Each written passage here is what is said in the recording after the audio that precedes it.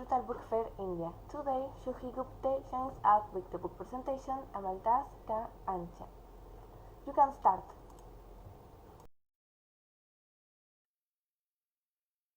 Namaste. I am Juhi Gupte from India, and I'm here with you with my first poetry collection, which is known as Amaltas Ka Aanchal. It is Hindi book and Hindi poetry collection of mine. I'll show it to you first so that you can relate to what I'm talking about. If you can see it. Yeah. So दोस्तों हिंदी में बात करूंगी क्योंकि कविताएं मैंने हिंदी में लिखी है। मैं भारत से आती हूँ, भारत के एक शहर पुणे जिसका नाम है, जहां पर स्त्रियों के लिए हमेशा ही एजुकेशन अध्ययन 100 वर्षों से पूर्व सबसे पहले ये पुणे जो है एक शहर रहा जहां पर स्त्रियों का विकास, स्त्री विमर्श पर बात की गई और मैं सौभाग्यशाली हूं कि आज मैं उस शहर में रहती हूँ। तो पुणे को सबसे पहले धन्यवाद करते हुए एक लाइन मैंने लिखी थी चौपाई के तौर पे कि महिमा यह पुण्य की माटी, स्त्री चेतन की यह परिपाटी। 50 कविताओं का यह संग्रह अमलतास का आंचल, जिसका कवर पेज आपने अभी देखा, वो मेरी छोटी बहन जानवी ने किया है। काफी टैलेंटेड डिजाइनर है और एक स्त्री है।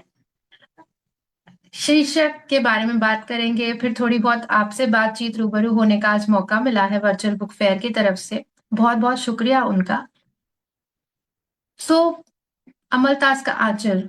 दोस्तों ये शीर्षक है मेरी कविता का, जिसको मैंने इस काव्य संग्रह का भी शीर्षक चुना, जिसमें मेरी मदद की नीलम सक्सेना जी ने, को काफी वरिष्ठ कवयित्री, आप उन्हें जानते हैं। क्योंकि जैसे कि आपको बताना चाहूंगी कि इस कविता के शीर्षक में ये वंदन है माँ शारदा को, माँ शारदा सरस्वती जी को, एंड जहां पर मैं उनसे निवेदन कर रही हूँ कि हमसे लेखन पठन का हक छीन ना लिया जाए, क्योंकि जिस प्रकार से आज लैंग्वेज हो चली है, स्लैंग्स यूज हो रहे हैं हर भाषा में, बीट इंग्लिश, हिंदी और any language, we using cuss words a lot, we are murdering somewhere the language, we're being very casual, the beauty of that ornament, the beauty of that language is kind of been in question. So that's my humble request to the goddess of wisdom, that is माँ सरस्वती। और ये शीर्षक चुना हम लोगों ने, हमें लगा एप्ट है, क्योंकि आप सुनेंगे कविता तो जान जाएंगे क्यों मैंने ऐसे कहा। अच्छा, लिखना पढ़ना मैंने शुरू किया जब मैं छोटी सी थी। मुझे याद है कि एक एक बच्चों किताबें पढ़ना मेरे घर में काफी अच्छा माना जाता था। सभी अपने अपने तौर पे पढ़ते थे, कोई अखबार पढ़ता था, कोई मैगजीन्स पढ़ता था, कोई नॉवेल्स पढ़ता था, पर पढ़ते सब थे। पढ़ना सबका एक चाव से पढ़ते थे, उन सबके लिए एक हॉबी रही। मैं इंदौर शहर से आती हूँ, संयुक्त परिवार से हूँ, तो वहां पर एक बहुत ज्यादा अच्छा बैकग्राउंड मुझे मिला, एक पृष्ठभूमि जहाँ पे लेखन पठन का एक एक रुझान सबको है, सबको बहुत अच्छा लगता है डिनर टेबल पे हिस्ट्री डिस्कस करना, एक दूसरे को बताना कि उन्होंने क्या जाना, क्या इंफॉर्मेशन एक्वायर किया। शायद वहीं से कलम चलाना शुरू किया, ईयर बुक्स में लिखती थी स्कूल के, फिर पब्लिश किया कुछ एंथोलॉजीज को, काफी ग्रुप से जुड़ी। जब मैं थोड़ा बहुत मुझे लगा कि मैं अच्छा लिखने लगी हूँ, तो ठीक ठाक सा, तो सबको पढ़ते हुए हिम्मत की और कुछ पोएम्स मैंने, फर्टाइल ब्रेन्स, क्या मुझे लगता है, उस पर बात करेंगे। किताब में एक कविता ढूंढ रही हूँ आप सबके लिए। हाँ, तो अब मेरी जो नजर पड़ी है उसी कविता से शुरू करूंगी कि मैंने कभी गांव नहीं देखे दोस्तों। गांव मतलब ऐसे ट्रैवल करते वगैरह वक्त, बट मेरा कोई ऐसा पैतृक गांव नहीं है। और मैं हमेशा शहर से रिलेट कर पाई हूँ क्योंकि मैं शहर में पली बड़ी हुई हूँ। तो जो कवि कवयित्री हमेशा गांव वगैरह के बारे में लिखते हैं, मैं उनसे ज्यादा रिलेट नहीं कर पाती हूँ। अच्छा सा छोटे शहर बड़े शहर सब में रहने का मौका मिला है। उसी प्रकार से पहली कविता आप सबके सामने प्रस्तुत कर रही हूँ। शहरी कविता। उसकी सुबह नहीं होती, उसकी सुबह नहीं होती चिड़िया की चहचहाट के साथ, ना ही बेतुके ख्याल आते हैं उसे सौंदर्य रस से नहाने जैसे। छटपटाहट है स्वाभिमान के लिए, वो झटपट निपटाती है अपना काम। वो झटपट निपटाती है अपना काम, मन में बजते हैं सैकड़ों अलार्म, निकल पड़ती है रेस में, प्रदूषण वाली हवा से लड़ते हुए। उसे नहीं वक्त पायल छनकाने का, किसी कवि मन को बेवजह बहलाने का। भटकती है, संभलती है, तय करती है अपना रास्ता। उसे स्वच्छ ताजी उपमाएं भाती हैं। उसे स्वच्छ ताजी उपमाएं भाती हैं। सदियों पुरानी, माइक्रोवेव की हुई, नदी धरती चांदनी से तुलना नहीं। मन की विलोचना दिखाते घिसे पिटे जंग लगे अलंकार, या प्रेयसी, देवी, लज्जा, सज्जा जैसे उपसर्गों से खून खौलता है उसका। कैद नहीं, कैद नहीं, पसंद है उसे स्वच्छंद उड़ान, साहस वाला निखार लिए। अंतिम पंक्तियां ध्यान से सुनिएगा। साहस वाला निखार लिए, बेबाक बोलती है, निर्णय लेती है, आत्मनिर्भर हो, कलम संग खड़ी रहती है। दुर्गंध नहीं आती उसे पढ़ने पर, मौलिकता की महक होती है। वो सोनजूही की बेल है, वो सोनजूही की बेल है, आकाश भेदना उसका ध्येय है। नई पीढ़ी के स्वर स्याह करेगी, सड़े गले छंद नहीं। आशा है आप सबको ये कविता पसंद आई होगी, क्योंकि मन के बोल हैं, दिल से लिखी है। अ, और क्या पढ़ा जाए आज? चिल्ड्रंस डे है, थोड़ा सा देखते हैं। अच्छा, मुझे पूछा जाता है किताबें क्यों पढ़नी चाहिए, जिसपे हम डिस्कशंस कर रहे थे, तो एक छोटा सा पद उस पे पढ़ती हूँ। वो शायद आप लोग रिलेट कर पाएंगे, क्योंकि थोड़ा सा गीता है उसमें। अभी क्या हुआ है ना दोस्तों, हम लोग जब कविताएं लिख रहे हैं, आज के contemporary writers, when we are talking about, क्या हो रहा है, हर प्रकार की कविताएं लिखी जा रही हैं। बहुत एक्सपेरिमेंटेशन का दौर है। कोई कविता लिख रहा है, कोई गीता लिख रहा है, कोई मुक्तक लिख रहा है, छंद लिख रहा है।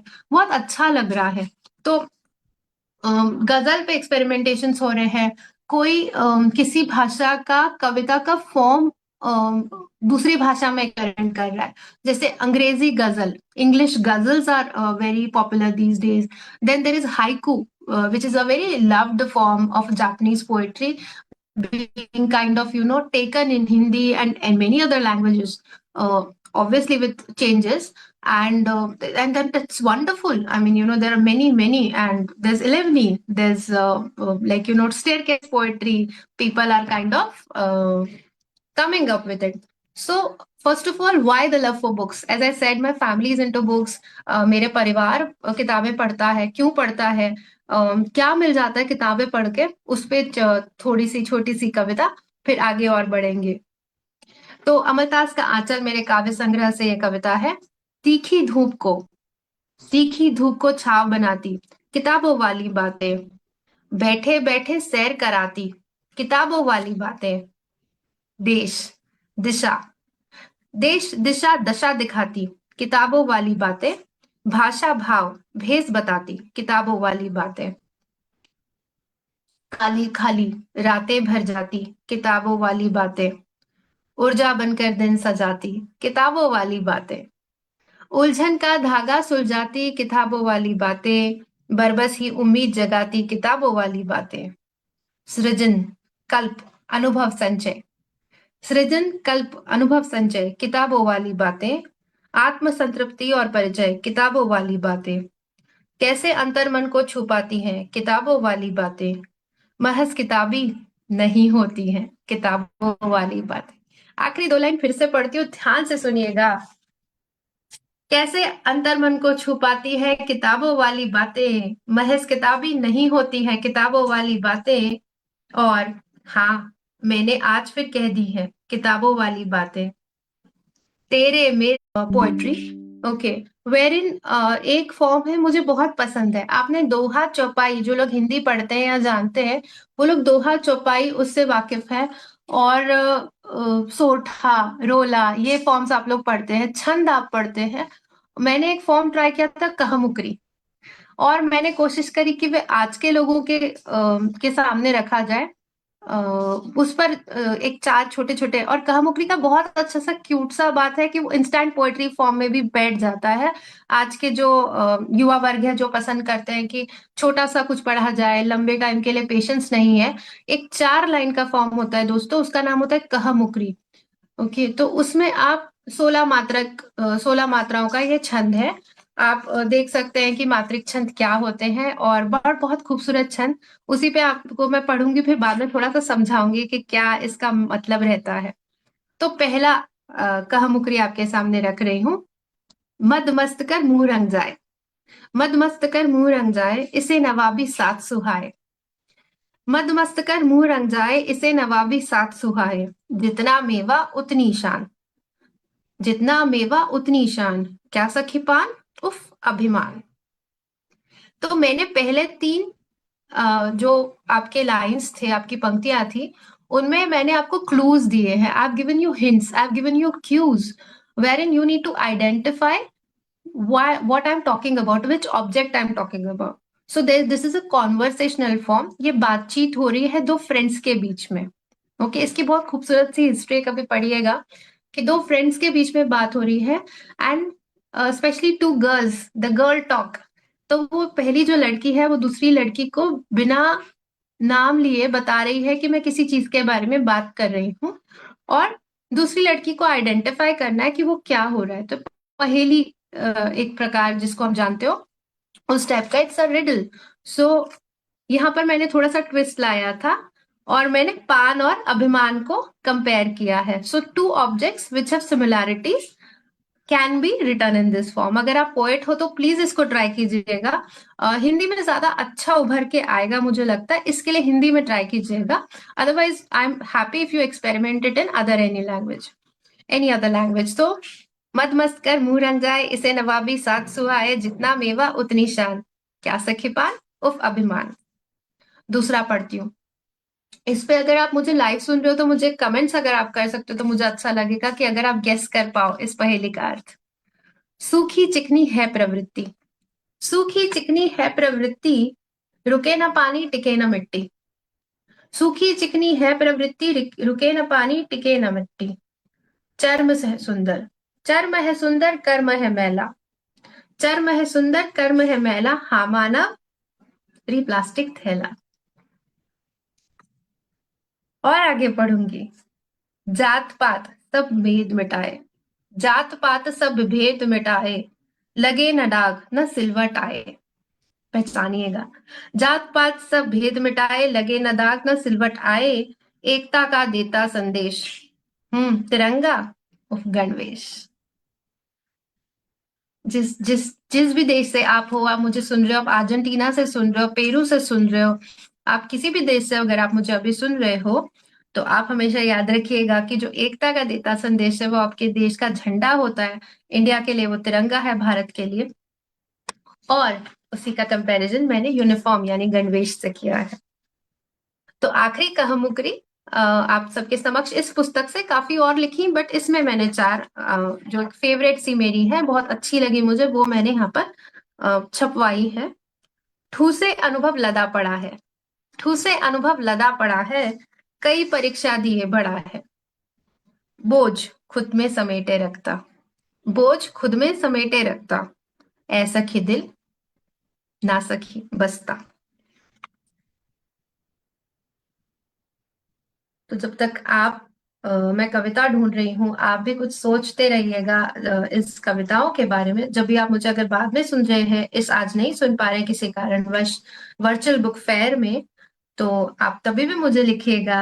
मैं बहुत आनंद के साथ, चाव के साथ आपकी टिप्पणियां पढ़ने चाहूंगी, क्योंकि त्रुटियां हम करते हैं, हम इंसान हैं। तो जैसे कि एक बार कभी लिखा था कि वो परेशान ना होता तो इंसान ना होता, and to err is human. So मुझे बताइएगा कैसा लग रहा है आपको मेरी कविताएं सुन के। आप मुझे कुछ मंचों से सुन चुके हैं जिसमें मैंने कहामुकरी शायद एक आध बार ही पढ़ी हो, आज ये पहली बार दफा हो रहा है जब मैं कहामुकरी पढ़ रही हूँ। आज इंडिया में चिल्ड्रंस डे है, हमारे प्रथम प्रधानमंत्री जी के जयंती के उपलक्ष्य में। और तो बच्चों वाला एक थोड़ा सा पढ़ती हूँ कि काव्य क्या मायना रखता है आपके मेरे जीवन में, कब से काव्य की एंट्री हो जाती है, कब से पोएट्री एंटर करती है। तो आपको याद होगा कि जब पहली बार whenever we call our guests, और मम्मी पापा बोलते हैं पोयम सुनाओ, ओके पोएट्री सुनाओ, तो सबसे पहला बच्चा लोरी सुनता है, पोयम गाता है, वहां से शुरुआत होती है दोस्तों। तो ऐसा कोई दुनिया में कह नहीं सकता कि मुझे पोएट्री से मैं दूर हूं. I am distanced from it because poetry is something that is conditioned to be yours and you are theirs. I mean, every person across world sitting in any corner around has been touched by poetry. You cannot be untouched by poetry because I believe you are poetry. So काव्य इतिहास इस कविता का शीर्षक फिर मेरी किताब से ही पढ़ रही हूँ.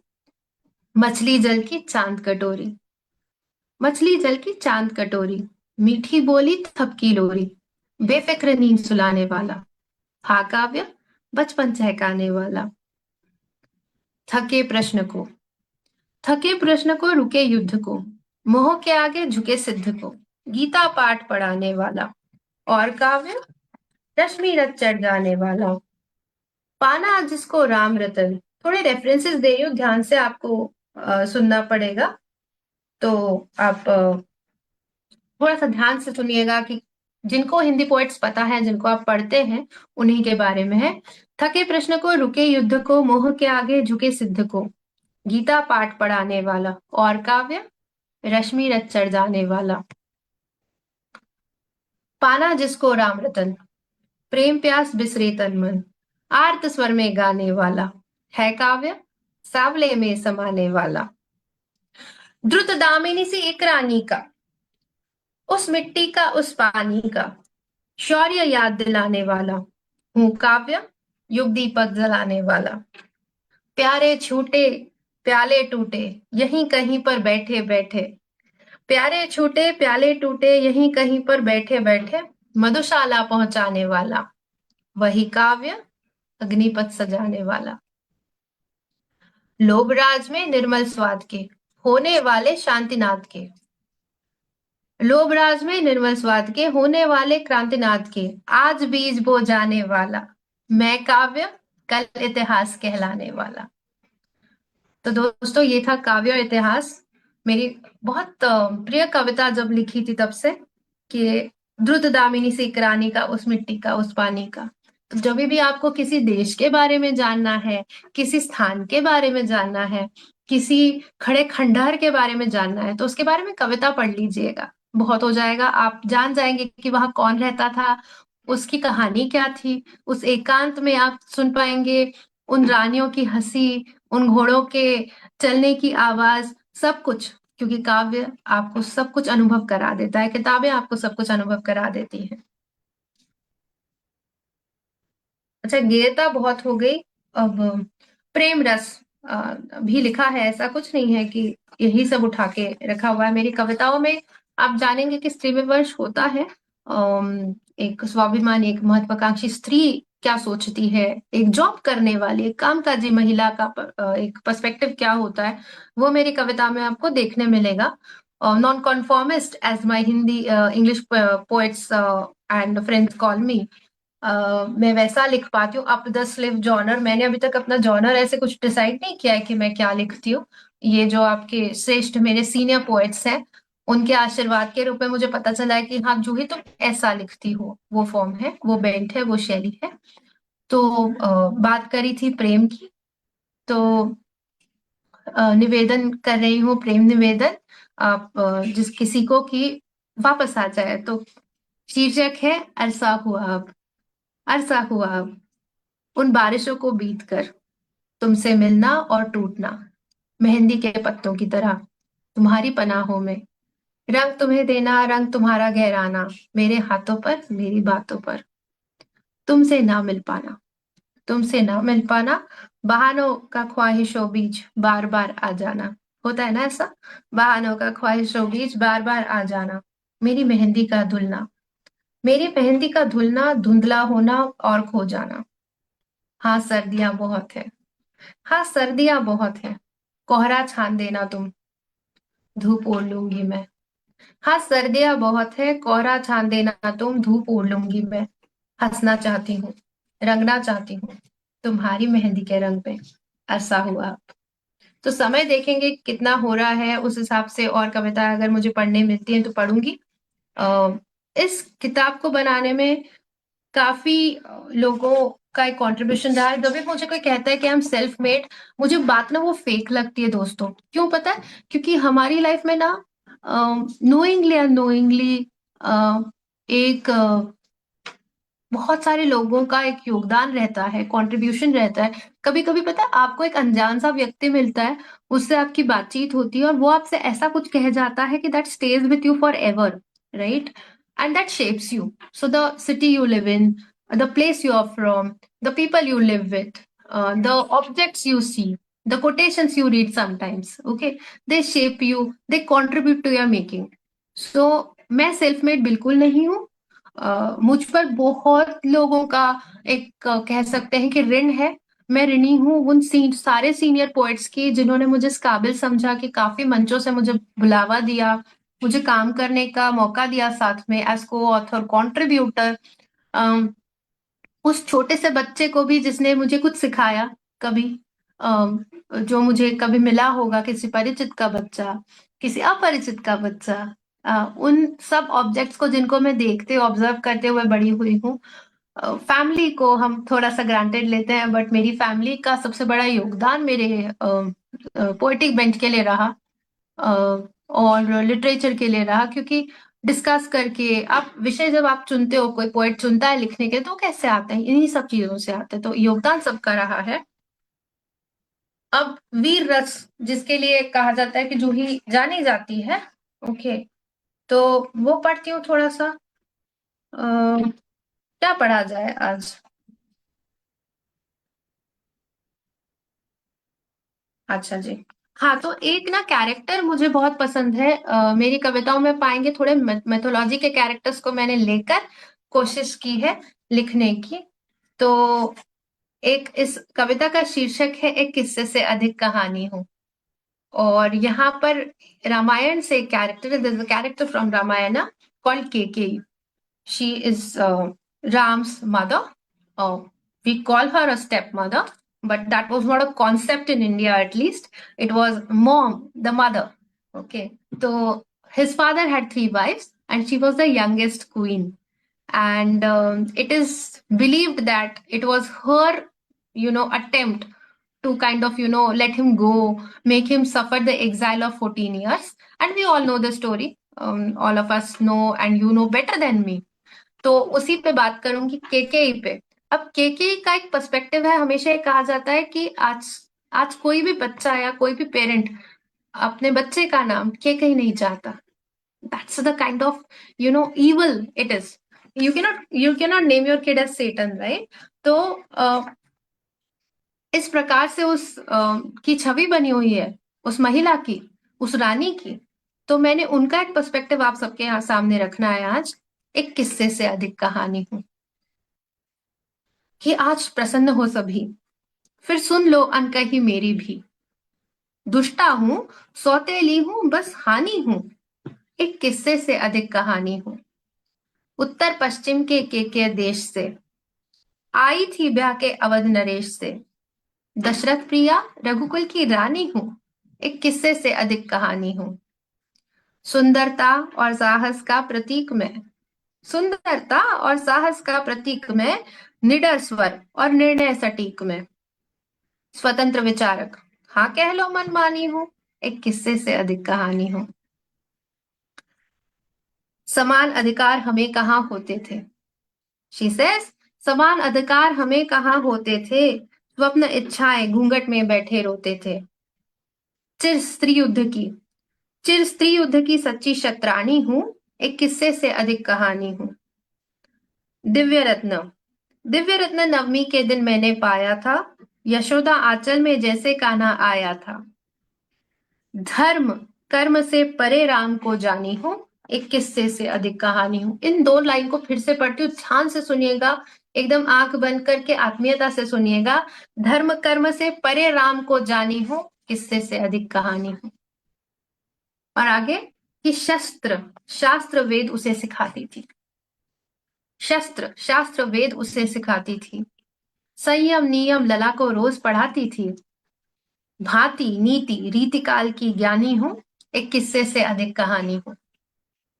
बुद्धिशाली थी चारों जनक कन्याएं, धन्य हुए पुत्र मेरे जो उनको पाए। सूर्यवंश की सास वही अभिमानी हूँ, एक किस्से से अधिक कहानी हूँ। Now she defends why she made an attempt to kick her loved Ram into exile, into the forests when he was supposed to become the future king, right? ऐसा होता है ना किंगडम्स में अक्रॉस द वर्ल्ड।